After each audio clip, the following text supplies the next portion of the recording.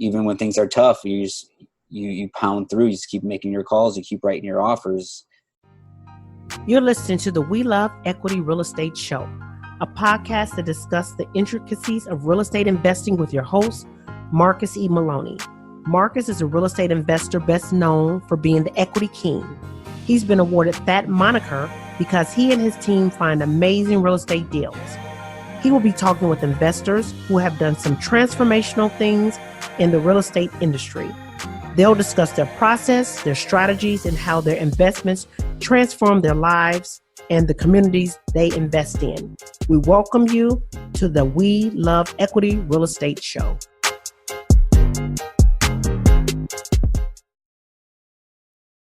Hey guys, welcome to another show of the We.L.E.R.E Real Estate Show. Today I am with Mike Del Prete.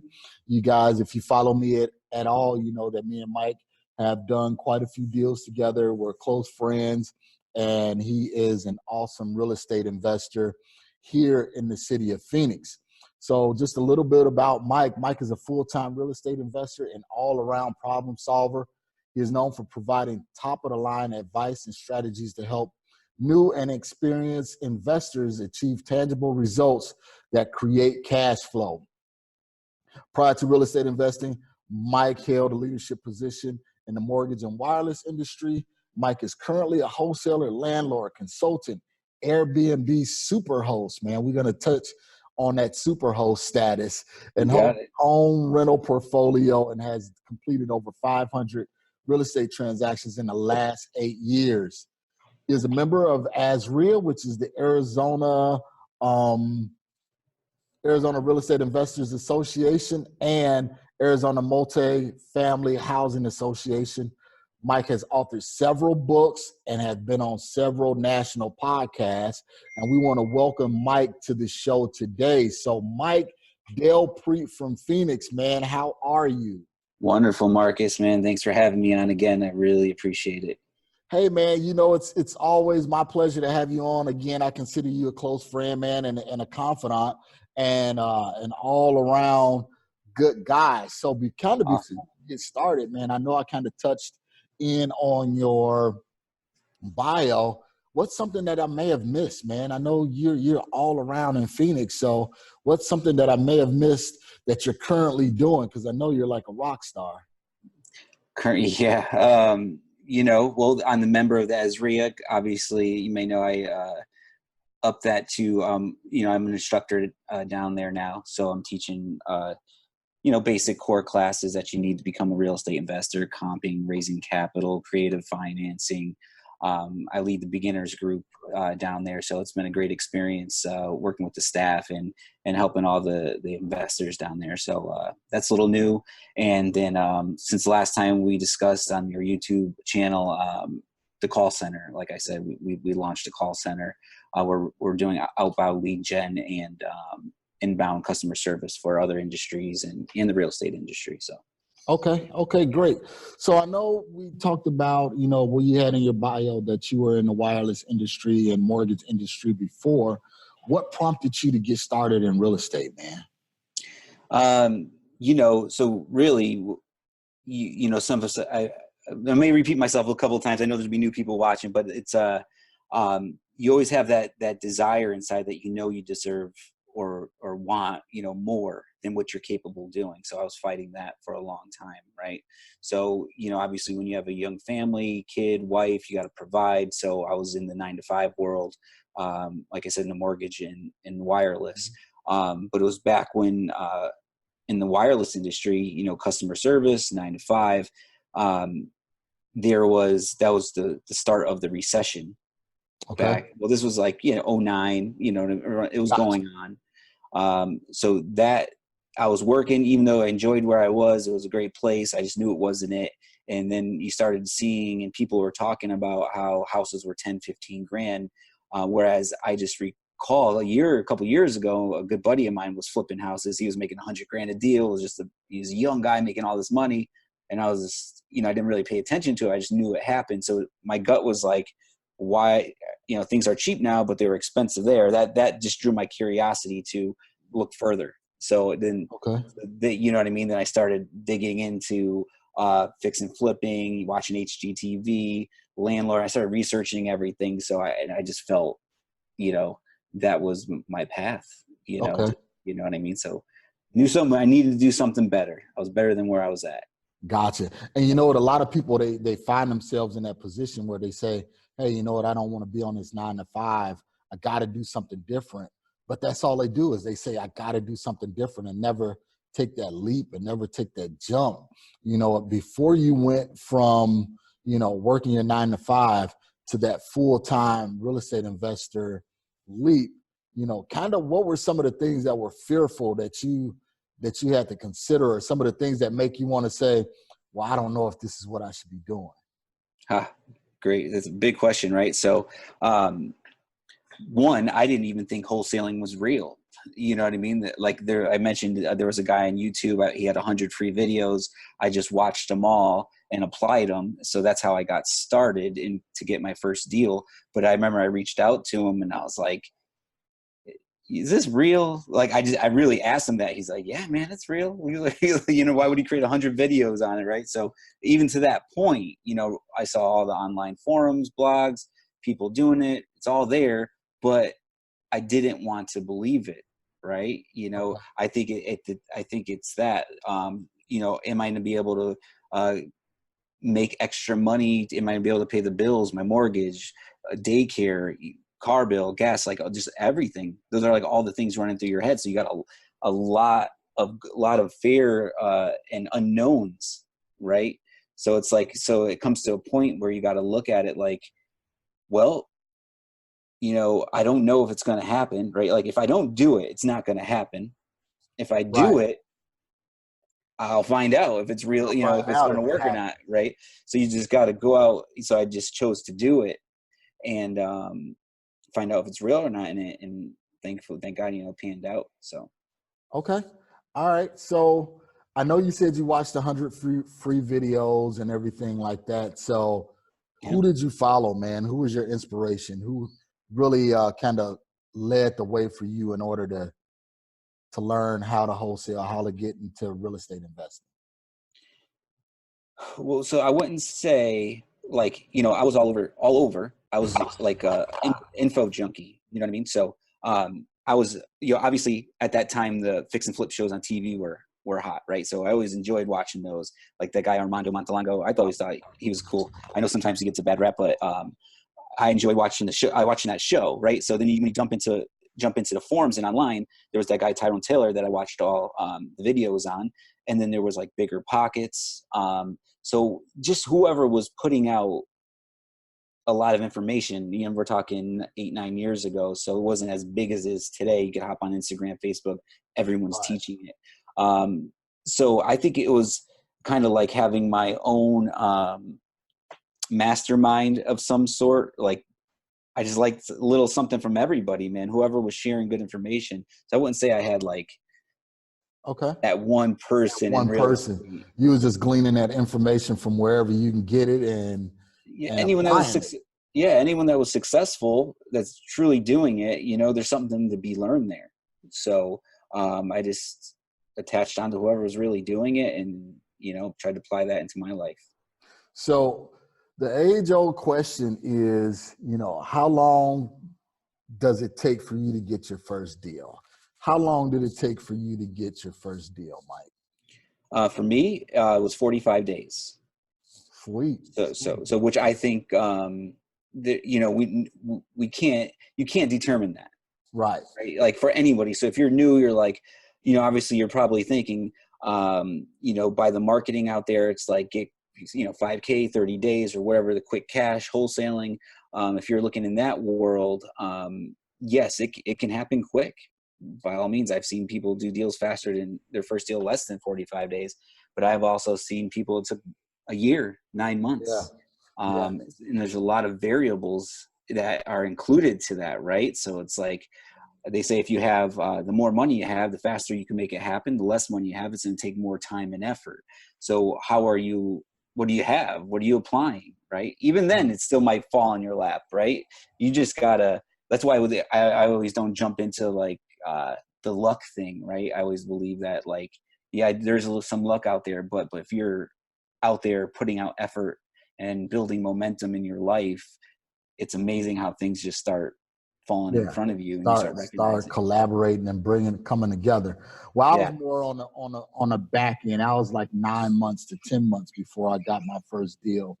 But during that time frame, I got a chance to meet a lot of awesome people, you know, that are really close confidants right now. And, you know, that first deal, it made it all a little bit more sweeter because I can look back and say, man, I grinded it out for 9 months and I finally got this payday and it happened. So it is real. So yeah, that for something about that first check, you're like, wow, you know. So, and I bet you went through a lot, like just that 9 months, man. I can only imagine what was going on in your head, just like, you know, what's my wife thinking right now? Why she's probably like, why am I wasting my time doing this, right? Or yourself, like, am I wasting my time? You know, so. And it was, and one of the hardest things that I found was, you know, because I was in a lot of the different forums and stuff like that, and there was seeing people posting checks, you know, $5,000, $10,000, $15,000, you know, and I'm like, man, what am I doing wrong? You know, I started second guessing myself. You know, what am I doing wrong? But lo and behold, I was like, well, I just got to push through. You know, I'm seeing these people do it, so it has to be valid. I just got to push through until, you know, I break gold. So tell me, Mike, I know you got your first check in 45 days. And they say once you pop that first one, you know, the second one normally comes along pretty quick. But tell me about a time where you went through a drought, man, and you're like, dude, I got to get a deal. You know, should I give up? What am I doing? You know, have you ever crossed that bridge where you're like, hey, I might need to give up and try something else? Yeah. Oh yeah, definitely, man. I would probably say that was back in like 2000. Well, okay, at some level it happens a little bit all the time. Yeah. You know what I mean? You can get inside your own heads, but really when I was really thinking about the whole real estate thing and the whole, I would probably say like 2013 ish down there. It was at a point where you know, I don't know, it was just like a slowdown in the market here in Phoenix, right? So everything crashed. There's a lot of momentum moving up, and around 13, 14, whatever, it just kind of, there was a spot where it just mellowed out, you know, and no one knew what was happening. Maybe it was just adjusting whatever it was.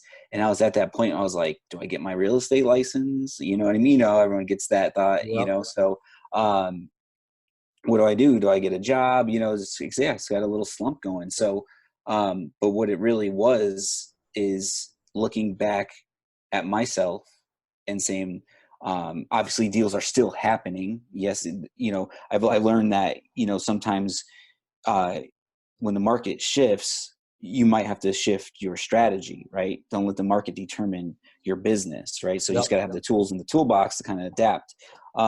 So really I looked at myself and kind of, what am I doing with my day, right? So am I doing the right actions every day? You know, something you got to reevaluate yourself, reevaluate your business. That's why it's always good to have friends like yourself and mentors, kind of see what people that are doing well, you know, what's your company, right? So of people that you surround yourself with. So it's like getting in front of those investors that were doing well. What were they doing? Figure out what were they doing to get through this slowdown, right? So, you know, you just got to step back sometimes, take a breather, think it through, evaluate yourself. I think Gary Vee always calls it self-awareness, right? So it's like, don't lie to yourself, right? And just say, hey, I'm messing up here, or I'm doing this wrong, and try to, and that's what I did. So I went in and fixed myself, you know what I mean? And just got back out there, and then never stopped since. Yeah, you just had to pivot. That's all. You know, you had to have that self-awareness and then pivot, you know. So during that time, how did you rebound? Because I know you said that you had to have the right company around you. You know, did you have other wholesalers or other investors around you that was kind of coaching you or telling you what you need to be doing, or what? I would say at that time, actually what I did was, I wouldn't say it was just relationships, just other investors that, you know, not so much coaching or anything, just people in our community, right? So just getting out there, sometimes, so as you know, there's like steps. So it's like when you start to get depressed or feel low on yourself, you might start slowing down. You start going to the less networking meetings. You start picking up the phone less. You kind of start going backwards, right? So I had to just get out of the funk and get out of go into the networking meetings, pick up the phone more. It's just that momentum. So once you're taking action, you start, Tony Robbins says, motion creates emotion, right? So that's what it was. I was just falling into my own slump and going backwards. So I just had to get back into it, get in those conversations again, see what's happening again, see what people are doing that's different, see what I'm doing, to start exposing myself to others.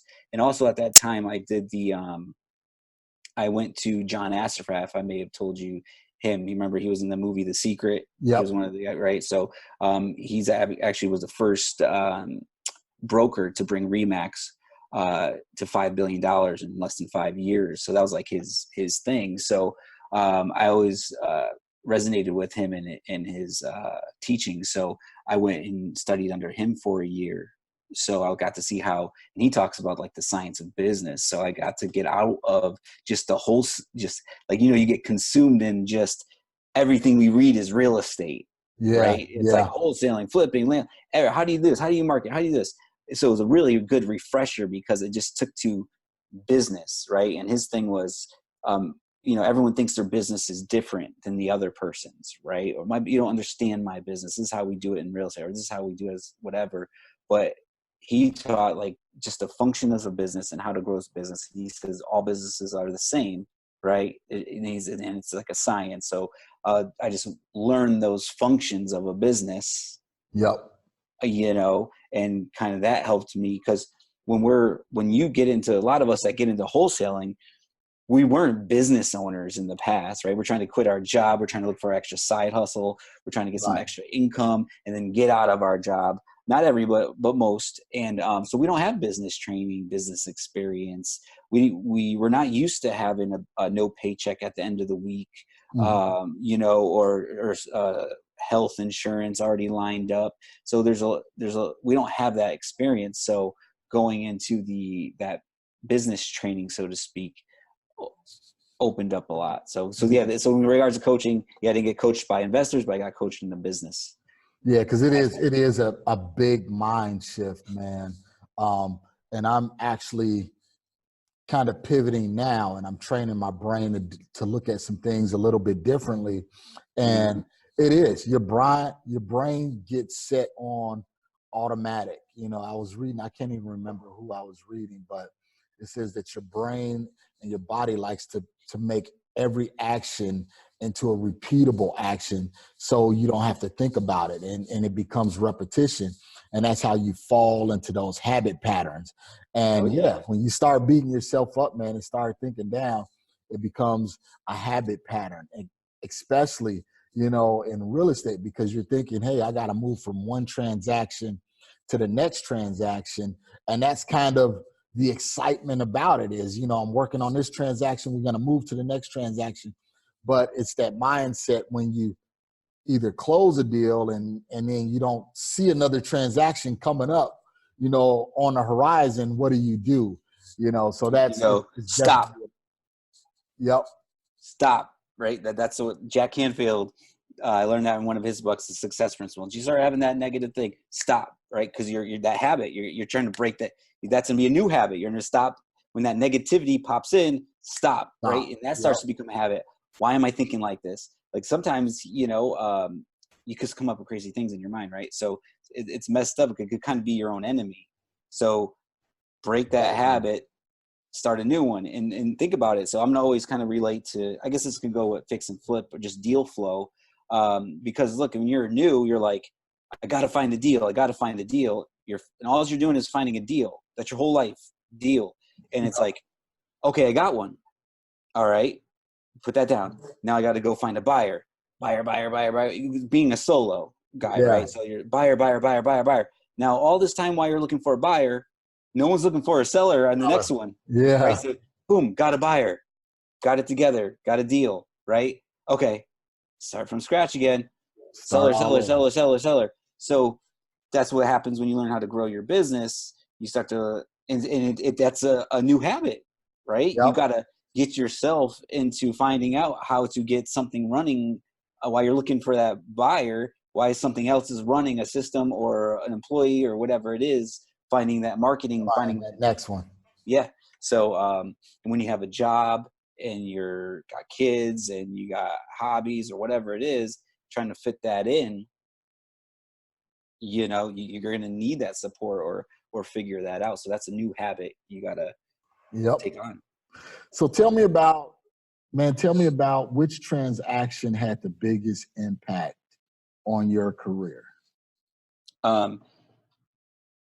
So the one that was probably in the beginning, as a newer investor, that was kind of opened my eyes, was a deal that we found off Craigslist, because Craigslist was hot back. Getting old, man. Yeah, Back that was then, a long time ago. back then. So Craigslist was the source, right? So that's where you can source. Sellers would actually list their house on Craigslist, right? So, so this guy had a house in Central Phoenix. He was from Northern Arizona, so he's about 2 hours away.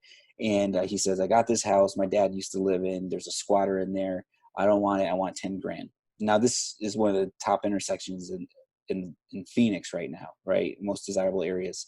And so he wanted 10K. So we went to see it. Squatter was in there. He was living in there. I guess he was an old friend of the father that was in there. So we came back. We offered him $5 grand. So we created that deal, right? Mm-hmm. So I was trying to sell it out there for 10 grand. No one wanted it, right? Because back then it was a 2-1 house, and it was 1930 or 40, right? So here, when everything was down, so much product, everyone was buying large cookie cutters from the auction. So it's like, why am I going to buy this little crappy house? I get a 2,000 square foot built in 90, you know? So anyway, couldn't sell it. Then there's an investor that I met at a networking meeting, and he was in the process. He had purchased 50 houses down one of the I-17 freeway here in Phoenix. And they sent it over to him, and he was like, "I'll take it." Right. And I was like, boom, we're going to, close a wholesale deal. All good. And so he goes, "All right, Mike, do you want to own this property?"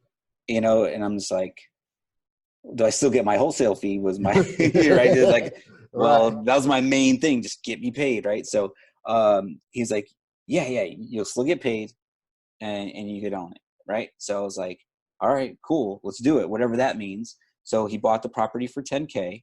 Right. I got my 5. He then put 8K into the renovation. So we're at 18K. So he went, in my head, I'm like, he just paid for it, did whatever he did. Right. I didn't even ask. I was just too focused on just wholesaling, just quit my job, all that stuff. So calls me back. He's like, all right, property's renovated. We're all in at 18K. Put a renter in there at $800 a month. Cool. So I'm going to get 25% of ownership and of rents. Right. Okay. Cool. So made 5 up front, ownership now. Cool. I didn't do anything, none of the work, anything. But a month later, he calls me back. "Hey, Mike, I'm going to refinance this property for 25K. And I'm going to get a lower interest rate and all that stuff." So I guess what it was he borrowed money, a hard money loan from a friend. At the time, it was 18%. Still affordable because it was so low, 18 grand, right? And then he goes, "Then I'm going to refi it with this lady. She's going to lower our rate down to like 12 or something or 10. And she's going to let us borrow 25. And then, so he paid back the 18, and there's like 7 grand left or whatever. And we split that. So I made another 3 grand or so. Right. In the back a couple months later. So now I got a front end. Now I know I'm getting in the middle, cash flow. And then I even got a back end piece, which was unexpected. So now I'm looking at him and I'm going, all right, this guy took my deal, right, that we marketed and found. He used someone else's money, because I never used hard money or was dealing with that at the time. He used someone else's money to acquire and renovate. And it wasn't even traditional hard money. Obviously, 100%. His buddy let him borrow it, high interest, full acquisition. Private money.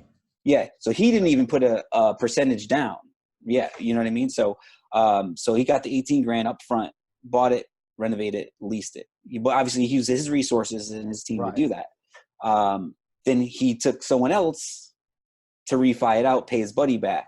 So he never once Put a penny into it.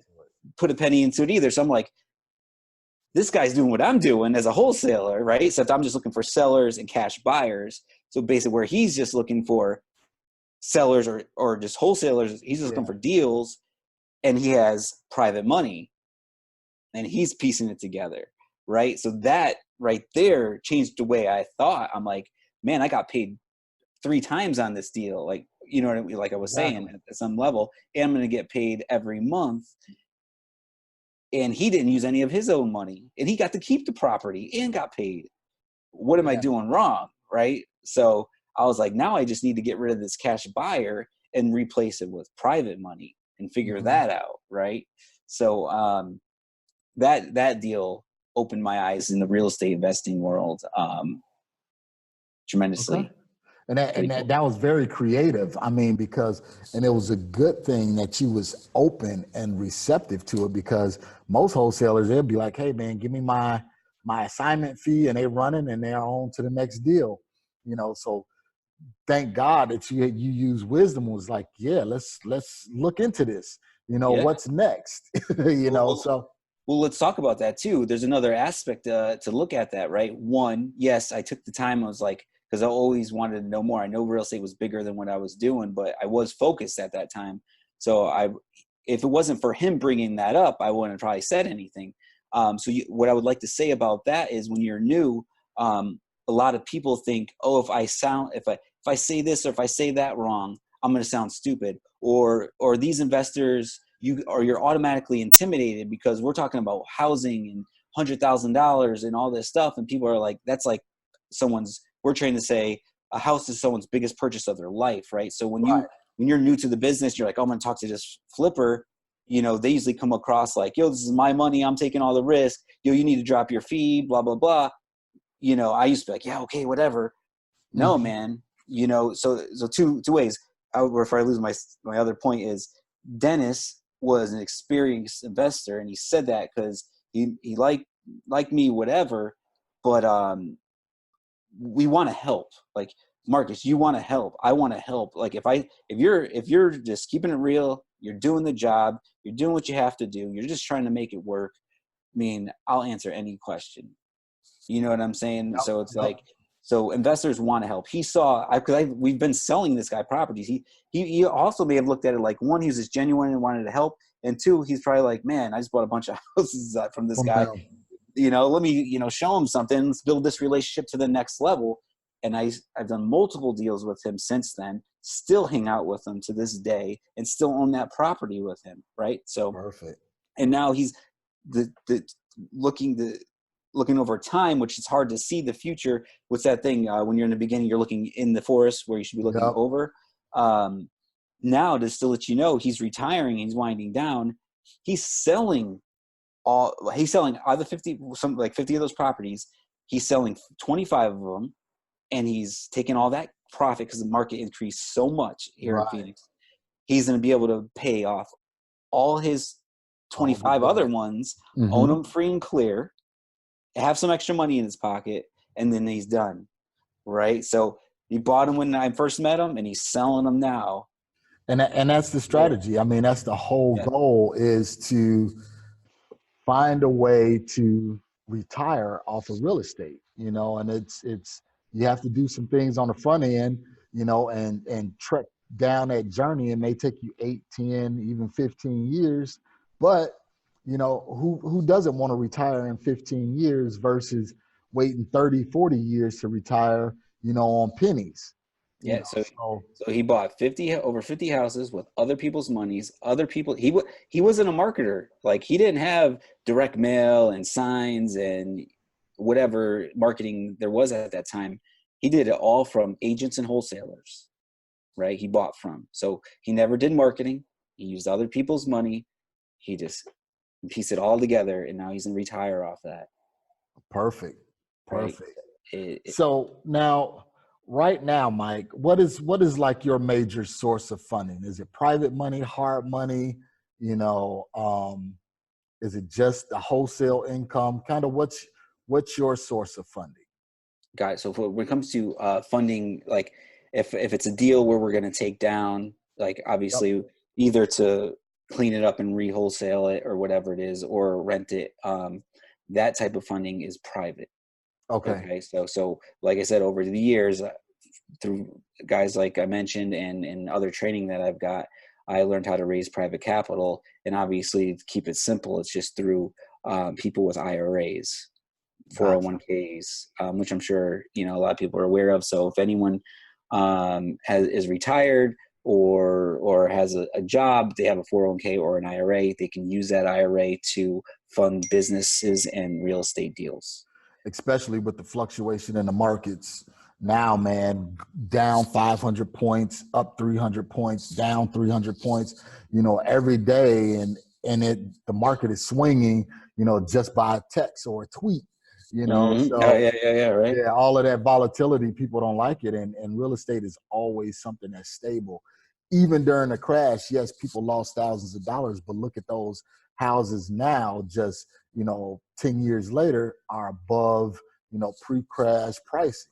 Yeah, you're right. Yeah, man. So Yeah. real So estate, go ahead. yeah. No, that's the lender that just lent on my last two deals, and that's what's great about it, right? So traditionally thinking, right? So you're thinking as a new investor, if you never raised money or you're looking for funding, where's the first thing you think? Bank. Okay. Yep.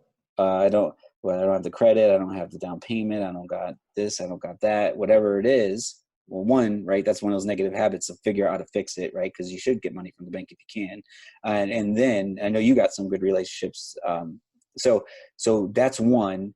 Or the other one is hard money when you start the business, right? So it's right now I'd probably say in Phoenix it's 10 to 20% down, and then they'll lend at 10 to 12% interest only, right? Yep. So if $100,000 deal, if that was even the case, you're coming up with, let's just say 15, 20 grand down out of your pocket, and then you got to pay 10 to 12% a month, $1,000 or whatever it is.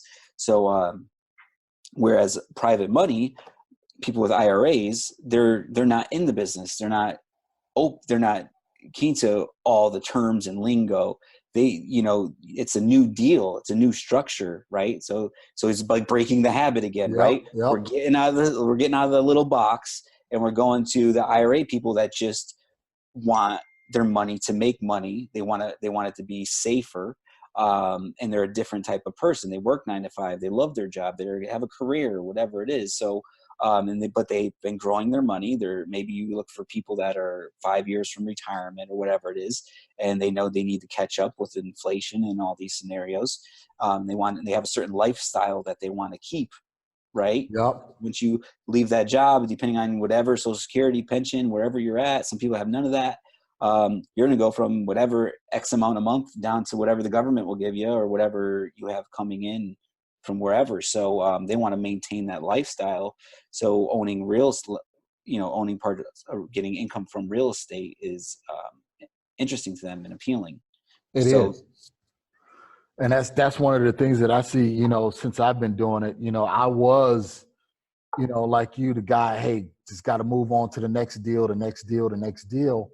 And it was just creating a really, really stressful job, and then some of them I was like, okay, well, let me take this income that I'm making and let me start putting that down on owning some of these properties, and now, I'm buying duplexes and buying single families, to where I'm putting hardly anything down and I'm getting $1,000 a month or, $600 a month off of those properties. So now if I don't close that next wholesale transaction, I'm not running around pulling my hair out.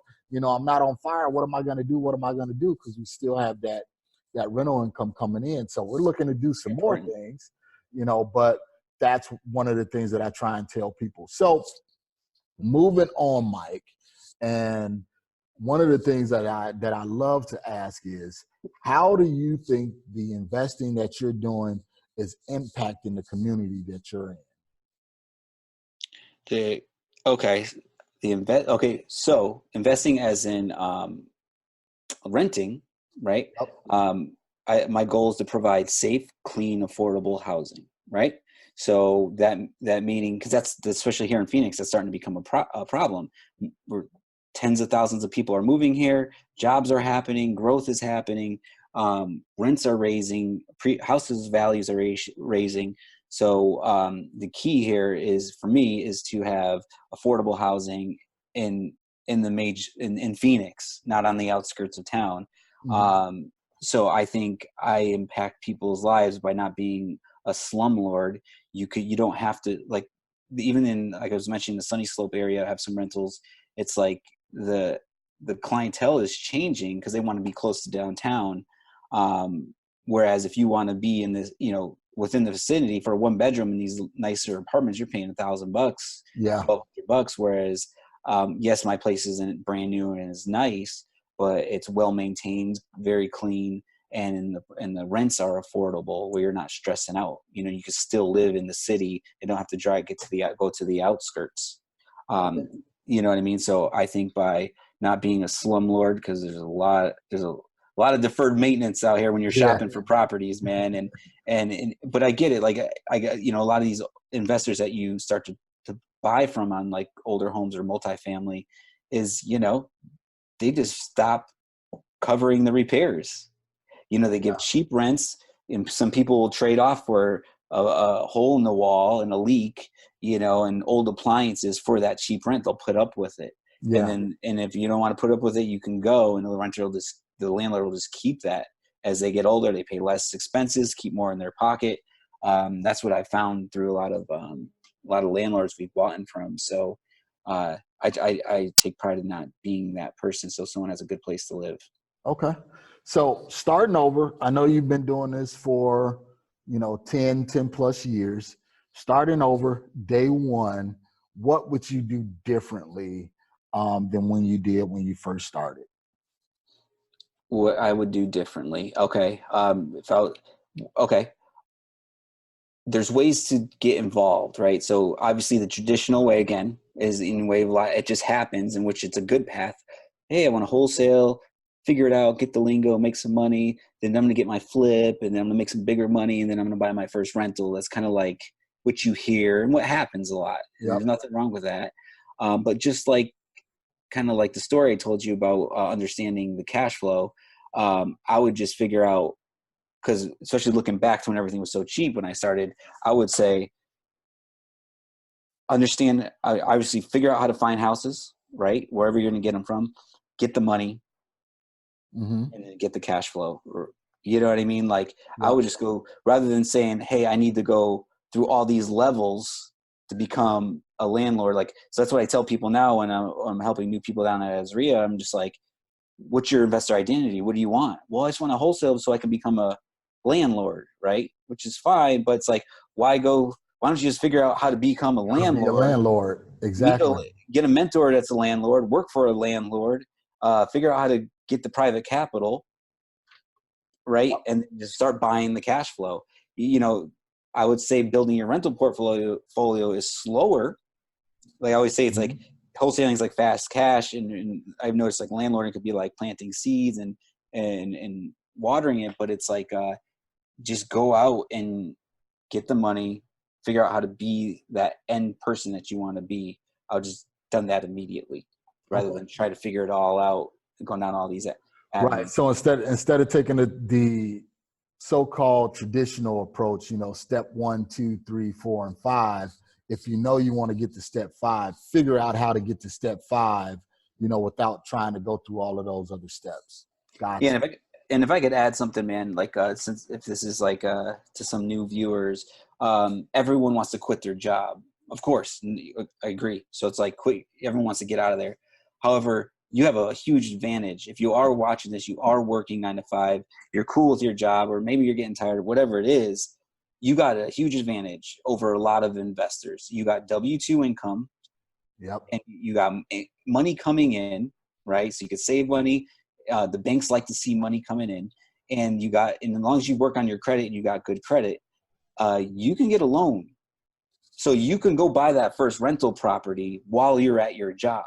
You don't have to, you know what I'm saying, make $1 million or whatever you get caught up in the shiny things that are out there. You don't have to quit your job. Take advantage of your job. If you're in a good situation, work it. get a couple rentals under your belt and take advantage of that situation you're in with the banks. And then you build a relationship with the bank. So when you do quit your job, you have a couple rentals, you already got a relationship with the bank, and you just keep it rolling. So, and that's one of the things that people always say is, hey, I want to quit my job. I want to quit my job. And which is all fine and dandy, but having that W-2 income really helps you build that portfolio and really helps you do things a lot faster versus, that's a bank taking a risk, on somebody that don't have any income coming in, Yeah. So if you wanted to get if you happen to own your own home, you might be able to get a home equity line of credit. Maybe you could pull 20, 30, 40 grand. You just get options. You got some of these options where, hey man, it hasn't always been, great for me, you go like we talked about my slump back in 13. So it's like, just having those resources. What do you think is your greatest commodity outside of capital? What's the biggest thing that you need outside of money in order to be, continue along your journey? Outside of money, oh yeah, for sure. You got to believe in yourself, man.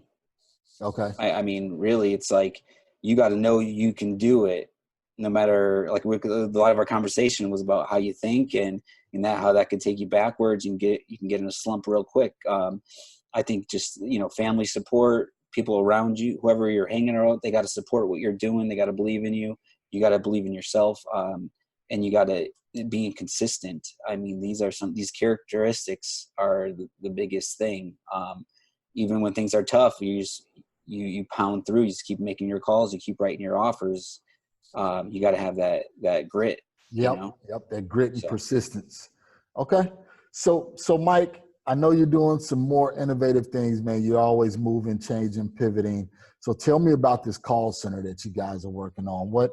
What is it? How can we be a part of it? Kind of take us down that path that you're on. Got it, man. So that path started just by, once again, being in the business. A year and a half ago, I was on Mojo, right? Just uploading out my own list, trying to make calls myself, to getting, some help, getting some new sales reps to try to make some calls for you. So to, once again, man, how life works, man. So when I say wireless industry and mortgage industry, that was all call center based. So I have relationships from there. So long story short, I connected with an old person from 10 years, 15 years ago that actually is still in the call center business, and they own a call center in Mexico. Okay. So we reconnected. What are you doing? Told him I'm making calls. And then this ends up, I got a call center. You want me to call for you? You know what I mean? Right. So just started to evolve that relationship. So after getting to know more about his business and him getting to know more about the whole real estate business, we just joint ventured, right? Okay. So we just merged our two companies. So which made me part owner in his company. He owns part of the wholesale company. So we're leveraging that in our business, right?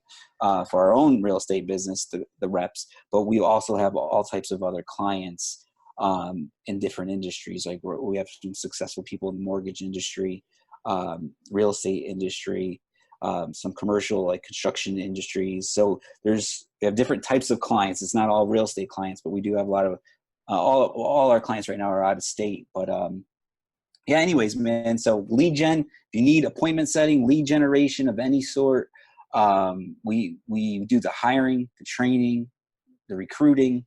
We have all the technology, so you don't need to use the Mojo anymore or anything like that. So you just reach out. I'll probably just hook you up with my partner Scott, because he'll break all that.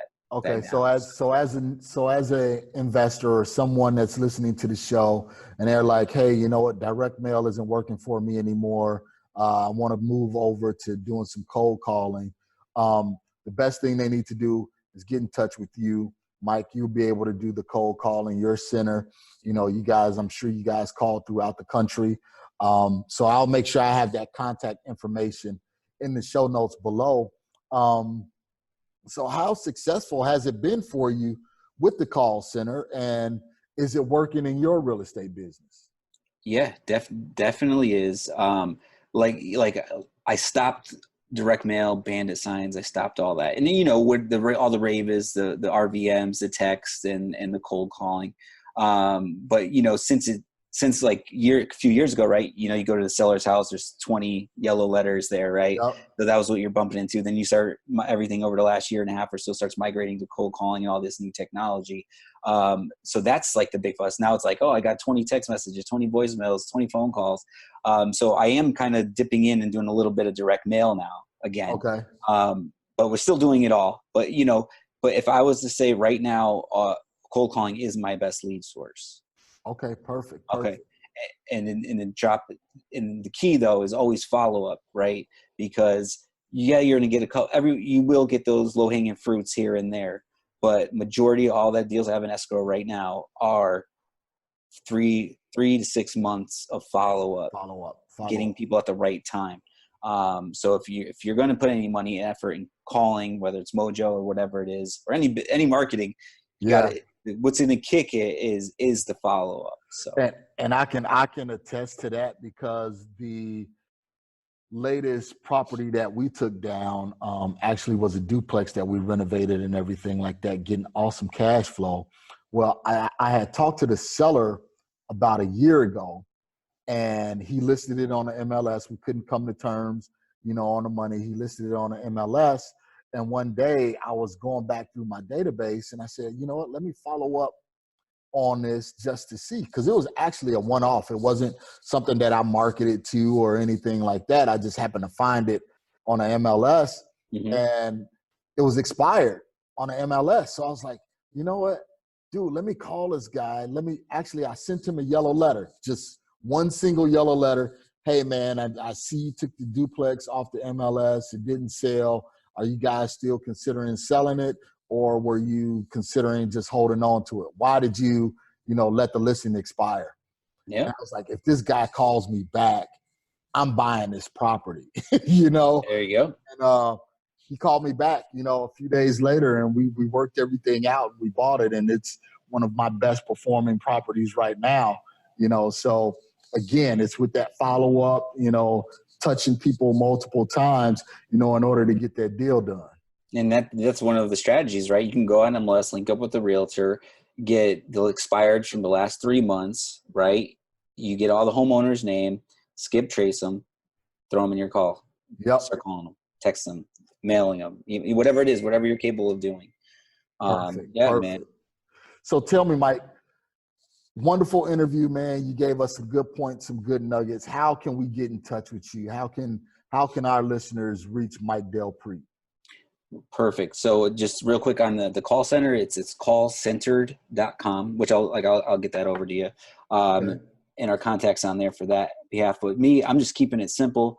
I'm really focusing on my Instagram account, right? So Gotcha. It's just at Michael Del Prete. So I know you'll probably spell that right. Yep. But just follow me on there, direct message me, follow, whatever it is. Let's just start engaging and I've been seeing some things you've been putting out there on Instagram, man, some engaging stuff. So yeah, absolutely, Mike. Guys, everything that we talked about as far as Mike's contact with the call center, Instagram, things of that nature will be down in the show notes. So make sure if you want to reach out to Mike, hit him up there through Instagram, slide into his DMs or whatever, Yep. Definitely reach out to him. So Mike, before wrapping up, man, any last pointers or anything like that you want to give our listeners? It's one thing I've been being conscious of telling myself every day is I say this sentence, what's the opportunity that this is, right? So anytime you face a struggle or any situation that's new to you and you're dwelling on, what's the opportunity? Where's the opportunity there? You just got to get in the habit again of asking yourself, what's that opportunity? I was saying my mentor, John, he would always say, the opportunity, look on the brighter side of things, because that's where the opportunity is. Yep. So sometimes you can get in this funk, like negative thinking and all that. So just try to step back from yourself and look at the situation and say, where's the good here, so. I'm going to piggyback off of that, man. And I don't know if you read this book, but it's called The Obstacle is the Way. I can't even remember who it's by, but he talks about how when you face obstacles, that's normally the path that you're supposed to go down, because resistance builds character, and character, builds who you are. So when you get a chance, man, read that book, Obstacle is the Way. It's awesome. It really made me change my perspective on when I face tough situations. So, awesome. Mike, I appreciate it, man. Thank you again. I know you're a fan favorite, so I'm going to let you go. And thank you, man. Guys, this is Mike Del Prete, Marcus Maloney, signing off with We Love Equity Real Estate Show. Thank you. Thank you for listening to today's show. I picked up some great actionable items, and I'm sure you did as well. If so, let me know. You can always reach me via social media at facebook.com/MRCSMaloney, Twitter at MRCSMaloney, and of course, IG at MRCSMaloney. You can also always reach me via email at mmaloney@equityri.com. Make sure you reach out to our guests as well. You can always find their contact information in the show notes below. If you have not subscribed already, what are you waiting for? Join the family. And while you're at it, leave us a 5-star review. This is how we tell if we're providing you with what you need for your journey. If there's someone you would like for me to interview, or if there's a subject matter you would like for me to cover, please let me know. Finally, if you're looking for additional information about real estate investing, go to equityrealestateblog.com. Also, youtube.com/Marcus Maloney. Until next time, family, always enjoy the journey.